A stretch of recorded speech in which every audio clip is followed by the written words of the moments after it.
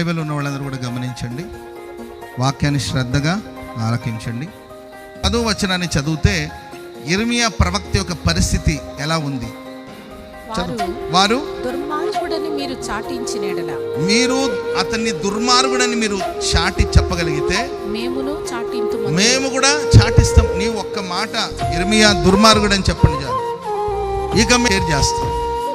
నీ ఒక్కసారి ఆ మెసేజ్ని టైప్ చేసి మా వాట్సాప్ గ్రూప్లో పెట్టావనుకో, మేము యిర్మీయా దుర్మార్గుడు దుర్మార్గుడు దుర్మార్గుడు దుర్మార్గుడు నీవు ఒక్కసారి చెప్పావనుకో, మేము 100 సార్లు చెప్తాం.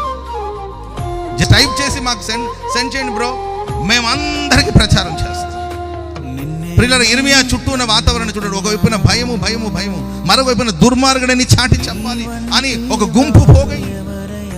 ఈ రాత్రి ఇక్కడ కూడి వచ్చిన నీ జీవితాలు, నిన్ను సమాజంలో అల్లరి పాలు చేయాలని, నిన్ను అవమాన పాలు చేయాలని, నిన్ను దుర్మార్గుడిగా సమాజానికి చూపించాలని, నీవు దుర్మార్గుడని మనుషులు చాటి చెబుతున్నారా?